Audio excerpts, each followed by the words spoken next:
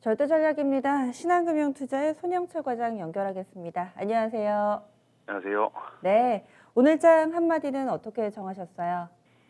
어, 2보 전지를 위한 1보 후퇴로 한마디를 달아보았는데, 네, 우선 미국 10년물 국채금리가 1.35%를 넘어서면서 글로벌 금융시장의 물가와 금리 상승에 다시금 민감해진 것 같습니다. 특히 10년 만기 국채금리 장중 기준 작년 2월 이후 가장 높은 수준인데요. 30년 만기 국채금리가 2.2%까지 오르면서 이미 1년 내 최고치를 찍은 상태입니다. 주지한 대로 금리 변수가 글로벌 금융시장에 팽배해 있던 낙관론에 어떤 균열을 가하고 있는데, 현재 시점에서는 금리 상승은 밸류에이션 부담, 가중, 그리고 성장주 차익 실현, 매물 출회, 하락 반전은 경기 둔화와 안전자산 선호 심리 강화로 인식될 수 있기 때문에 상승하든 하락하든 두 경우 모두 금융시장에 긍정적인 영향을 미치기는 어렵다고 판단하고 있습니다. 무엇보다 경제지표 부진으로 금리가 하락하는 경우에는 증시는 더욱 불안한 흐름을 보일 것으로 예상됩니다. 궁극적으로는 금리 등락보다는 자생적인 경기 회복에 대한 자신감을 되찾는 것이 필요한 구간이라 생각이 되고요. 답답하고 지지부진한 흐름 다소 이어질 수 있겠지만 다시 상승하기 위한 준비 기간이라고 여기는 것이 합리적이라고 판단해서 제목을 달아보았습니다. 사실 말씀하신 상황대로라면은 진퇴양난인 거잖아요. 그런데 그 이후에 긍정적인 시가 이보의 전진을 예상하는 근거로는 어떤 부분들이 있을까요?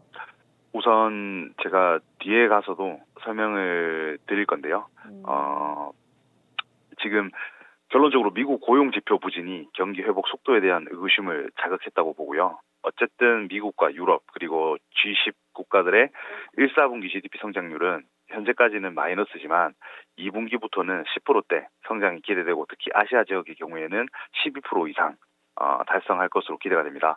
이는 물가나 금리 상승을 압도하는 성장 동력이 유입될 수 있다는 의미이기도 하고요.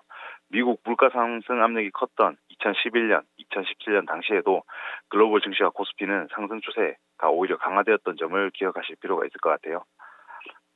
알겠습니다. 그러면은 오늘의 체크 포인트로 좀 넘어가 볼게요. 오늘 장에서 차장님 보시기에 눈에 띄었던 부분들 어떤 게 있나요? 우선 코스피는 서두에 말씀드렸던 것처럼 금리 상승 부담 높아지면서 하락 출발을 했고요. 중국 증시가 개장하면서 낙폭을 일부 되돌리는 모습을 보여주었습니다. 아무래도 전일 비트코인 등의 자산 가격 변동성 확대와 성장주의 가격 부담으로 인한 나스닥 2%대 하락에 영향을 미친 것 같은데요. 마감 기준으로 코스피는 0.3, 코스닥은 1.85% 하락을 했습니다. 수급에서는 장중한 때 연기금이 2개월 만에 순매수 전환한 점이 눈에 띄었는데요. 지난 12월 23일 이후 39거래일 만이었는데 마감 기준으로는 결국 순매도로 끝나는 모습을 볼 수 있었습니다. 참고로 말씀드리면 국민연금이 올해 국내 주식 목표 비중은 16.8%인데 지난해 대비 0.6%포인트 하락한 비중이고요. 자산 배분 비중 목표에 근접하게 조정하기 위해서라도 어떤 공격적인 매도세는 계속해서 이어갈 것으로 분석이 됩니다. 코스피가 3,000포인트 넘어서 차익 실현을 시작한 것도 이유가 될 수 있을 것 같고요. 어쨌든 연초 이후에 국민연금이 12조 원을 팔았는데 지금과 같은 속도로 매도세가 이어진다면 6월 초쯤 목표 비중을 달성할 것으로 전망이 됩니다. 그래서 순매도 속도 역시 이 기간을 전후로 둔화될 것이라는 판단으로 판단하고 있고요. 참고로 2020년 11월 말 기준의 국민연금 국내 주식 포트폴리오 비중은 158조 2천억 원 정도라고 보시면 될 것 같아요. 그래서 섹터별 등락을 한번 보시면 유가와 금리에 민감한 업종에 해당하는 정유, 조선, 은행 업종이 상승하면서 업종 간 어떤 차별화가 심화되는 모습이었습니다. 섬유의복, 철강, 금속, 은행 등은 상승, 그리고 기계와 의약품, 종이 목재 업종은 하락하는 흐름 보여주었고요. 코스닥 지수는 4거래일 연속 하락 조정을 받았고 지난 1월 말 이후 처음으로 950포인트를 하회하는 모습을 보였습니다. 수급 및 특지 종목 이어서 말씀을 드리겠습니다. 거래소 시장에서는 1분기 실적 개선 기대감에 롯데케미칼이 7.95% 급등을 했습니다. 어게인 2010년을 보여주듯 시크리컬 업종의 대표인 조선, 철강, 화학 쪽 움직임이 확실히 좋았던 것 같고요. 한농화성 역시 장 후반 상한가를 기록하는 모습이었습니다.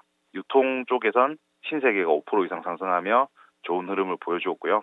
코스닥 시장에서는 종목별 차별화 여전히 두드러지는 가운데 네이버의 인수설이 돌고 있는 키네마스터가 상한가를 기록했는데요. 키네마스터는 모바일 동영상 편집 앱, 과 플레이어를 제공하는 소프트웨어 기업입니다.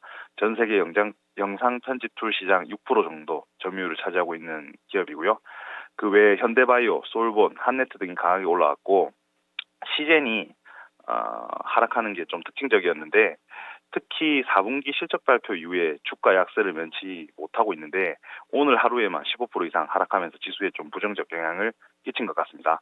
마지막으로 외국계 순매수 종목인데 코스피 시장에서는 네이버, SK하이닉스, 롯데케미칼 그리고 코스닥에서는 파라다이스 그리고 거래소의 셀트리온과는 반대로 셀트리온 제약, 셀트리온 헬스케어가 상위 종목에 이름을 올리는 걸 볼 수 있었습니다.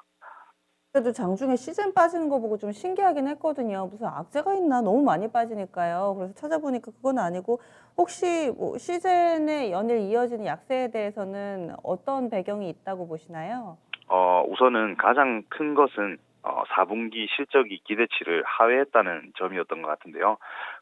기대치를 하회한 실적만으로 이렇게 주가가 빠질 수는 없다고 생각을 하는데 우선 기술적 분석상으로도 차트가 많이 깨져 있기 때문에 추가적인 하락은 면치 못할 것이라고 보는 게 제 생각입니다.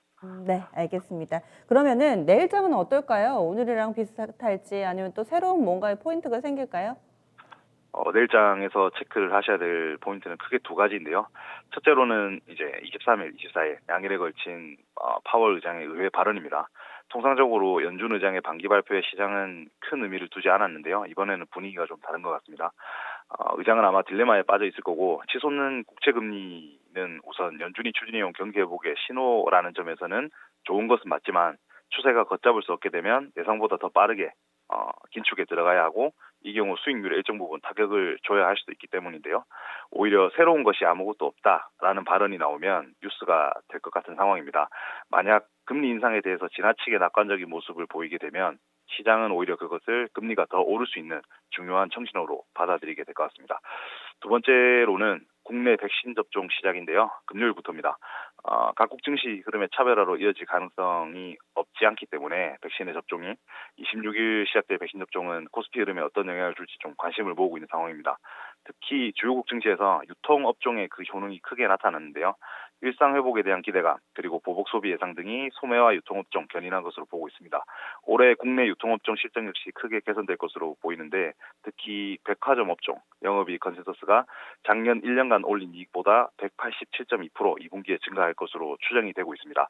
그래서 도소매 업종 영업이익 증가율 역시 76% 이상 달할 것으로 전망되기 때문에 백신 접종 시작 이후 2개월 넘게 이어졌던 해외 리테일의 강세가 국내에서도 전개될 수 있다는 판단이고요. 이를 전술적 운용에 첨가할 필요가 있다고 생각합니다. 코스피 대비 유통업종의 주가가 덜 오른 것 또한 강한 보복 소비 사이클의 시작을 지지할 수 있는 요인이 되실 것 같고요. 수출 회복, 제조업 사이클의 강한 반등까지 고려한다면 주 후반까지는 이들 업종 중심의 포트폴리오 편입도 충분히 고려해 볼 만하다고 생각이 됩니다. 요즘 들어서는 지난해 별로 보지 않았던 섹터가 상당히 또 올해는 강하구나 이런 생각도 들더라고요. 대표적으로 유통도 그렇고 백신 접종 시작이 돼서 그런 건지 신세계나 FNF 이쪽으로는 좋은데 또 시젠 좀 전에 얘기해 주신 시젠도 그것 때문에 영향을 받나 뭐 여러 가지 해석들이 나오고 있습니다. 그렇다면은 내일장의 절대 전략 어떻게 세우고 계신가요? 어찌되었건 간에 당분간 글로벌 금융시장, 즉 증시는 물가와 금리 레벨 변화에 적응하는 국면이 불가피할 것으로 보이고 이에 따라 단기 과열과 밸류에이션 부담이 남아있는 코스피의 상대적 부진도 지속될 것으로 보입니다. 재차 상승을 위한 기회라고 생각하고요. 변동성을 활용한 비중 확대 전략이 유효하다는 판단입니다. 인터넷, 2차 전지 같은 구조적 성장주 그리고 반도체, 자동차, 운송의 수출주를 눈여겨보시면 좋을 것 같은데요. 코스피는 박스권인 3,000에서 3,200포인트 돌파 여부와 거래대금 24조 원 이상 증가 여부 그리고 선호업종들의 저항선 돌파가 중단기 추세를 좀 결정지을 것으로 예상하고 있습니다. 탑픽의 경우에는 LG상사, 코스모 신소재인데요. 간단히 언급을 드리면 LG상사 4분기 영업이익 448억 컨센서스 딱 부합하는 수준으로 나왔습니다. 특히 에너지 그리고 팜 부문 적자폭의 축소가 좀 유의미했던 것으로 보이는데요. 12월부터 빠르게 상승하고 있는 유연탄과 팜오일 등 자산 가격 상승 효과가 1분기에 좀 극대화될 것으로 예상이 됩니다. 작년에는 원자재 가격 약세로 상사 부문 이익이 제로에 가까웠다면 올해는 판토스 최대 실적의 기저 우려를 넘어설 만큼 턴어라운드가 기대되기 때문에 추천을 드리고 1차 목표가는 3만 원 제시하겠습니다. 코스모 신소재의 경우에는 2차 전지, NCM 양극화 물질 생산을 주력으로 하고 있는 기업인데요. SDI, LG화학 주요 고객사입니다. NCM 양극재 사업 전환에 따른 매출 본궤도 진입, 그리고 주요 고객사의 매출 성장세를 감안한 신규 라인 증설 시 영업이익률 추가 회복이 예상되고요. 사업 부간 시너지 효과 또한 기대되고 있습니다. 특히 2차 전지 소재의 매출 확대는 밸류에이션 상승 요인으로 작용할 전망인데요. 1차 목표가는 24,000원, 그리고 테슬라 관련한 악재들은 오래가지 않을 것으로 보여 현재 가격 구간은 부담 없이 매수 가능하다는 판단입니다. 2차 전지 오늘 흔들리는 거 보고 약간은 좀 투심이 움츠러들었을 텐데 여전히 괜찮다 이렇게 봐주셨네요. LG 상사하고 코스모 신소재까지 기억하겠습니다. 고맙습니다. 네, 감사합니다. 네, 신한금융투자 손영채 차장이었고요. 볼만한 포인트로 두 가지를 제시하고 있습니다. 현재 시간으로 23일, 24일 정도 진행되는 의회 증언에서 연준의 스탠스가 어떻게 나올 것인가 이 부분이 첫 번째로 중요하고 대내적으로는 오는 26일부터 코로나19 백신 접종이 시작됩니다. 이 부분이 또 시장에 어떤 판도 변화를 불러일으킬 것인가 두 가지 나왔고요. LG 상사는 요즘 들어서 어제 저희 라스트 찬스 종목이기도 했었거든요. 이렇게 관심이 좀 모아지고 있습니다. 확실히 원자재 가격 상승으로 인해서 종목을 고르는 기준도 그 눈도 조금씩 변해가고 있다라는 걸 체감하는 요즘이네요. 이렇게 해서 오늘 준비한 내용들 모두 전해드렸습니다. 다양한 투자 판단에 대한 도움 말씀드렸고요. 종목의 상승과 하락을 보장하지는 않습니다. 오늘 내 종목이 시장 대비 좀 부진했다고 너무 처져들지 마시고요. 시장이 계속해서 돌고 돕니다. 여러분들 차례가 올 때까지 기다리는 게 좋을지 아니면 지금이라도 갈아탈지 종목 고민은 이어지는 진짜 쉬운 진단 시간에 해결해 보시기 바랍니다. 지금까지 다양한 투자 판단에 대한 도움 말씀드렸고요. 종목의 상승과 하락을 보장하지는 않습니다. 내일 다시 찾아뵙겠습니다. 고맙습니다.